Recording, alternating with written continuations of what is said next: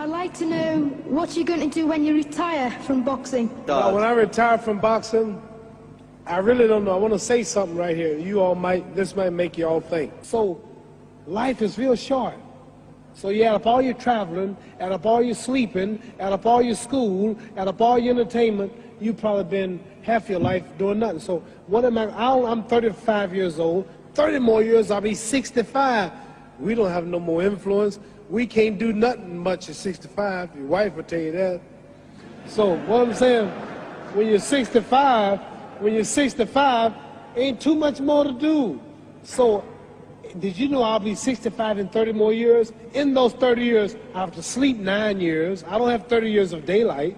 I have to travel back to America, take 6-7 miles. All my traveling, probably 4 years of traveling in the next 30 years, about 9 years of sleeping, television, movies, entertainment, about 3 years of entertainment. Out of 30 years, I might have about 16 years to be productive. So it's how we can all break individual lives down. What am I going to do in the next 16 years? What's the best thing I can do? Get ready to meet God. Owning real estate, going in business, teaching boxers, that won't get me to heaven. How many here believe there's a supreme being, believe there's a God? How many believe there's some power that made the sun, the moon, the stars?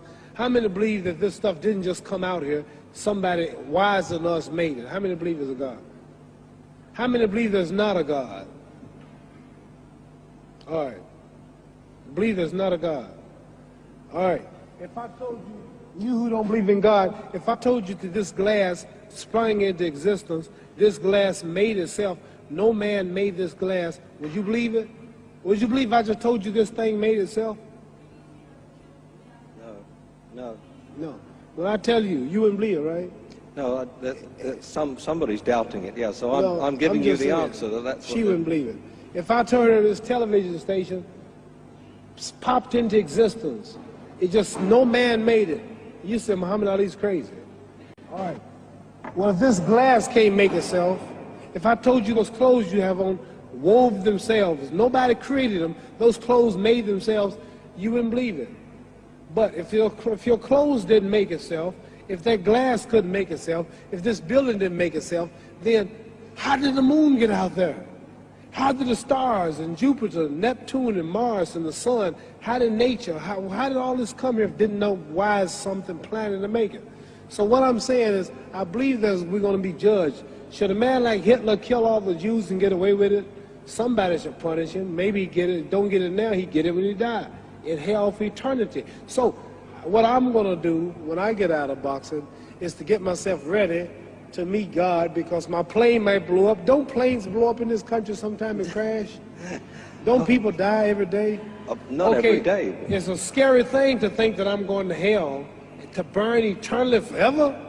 So what am I going to do? Reason I'm taking I'm explaining what you asked me a question. You ask me questions I can't just answer like that. When I get out of boxing or when I'm through, I'm going to do all I can to help people. That's why I'm here with Johnny Walker. Here's a poor man, came all the way to America. Here's a bunch of boys need some money, and somebody is calling me to help them. God is watching me. God don't praise me because I beat Joe Frazier. He wants to know, how do we treat each other? How do we help each other? So I'm going to dedicate my life to using my name and popularity, helping charities, helping people, uniting people. So when I die, if there's a heaven, I want to see it. Because we live how long? 80 years?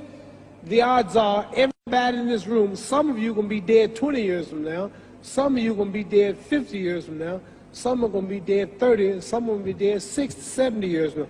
We all going to die soon. And if you live to be, say, 125 years old, which we don't do, right? You're going to come to the end after that. So we don't have but about 80 years on earth. This is a test to see where will we spend our life in heaven and hell. This is not the life now. Your real self is inside you. Your body gets old. Some of you go to look at the fridge, you don't have no teeth. Your hair is leaving you. Your bodies get tired. But your soul and your spirit never die. That's going to live forever. So your body is just housing your soul and spirit.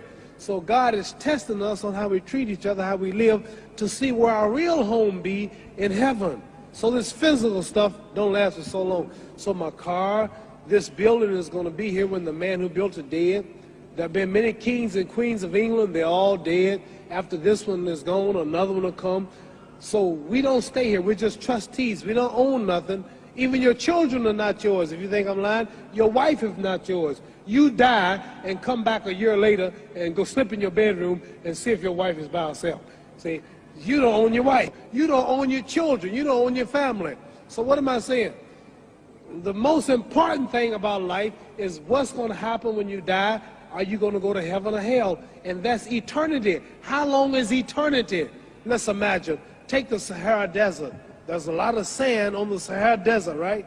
Then imagine that one grain of sand represents 1,000 years, and when you're in hell burning, when you die and go to hell, you're going to burn forever and ever and ever, no end. How long is that? Give you an idea how long eternity is. Take the Sahara Desert, and I told you to wait 1,000 years. And every 1,000 years, I want you to pick up a grain of sand until the desert is empty.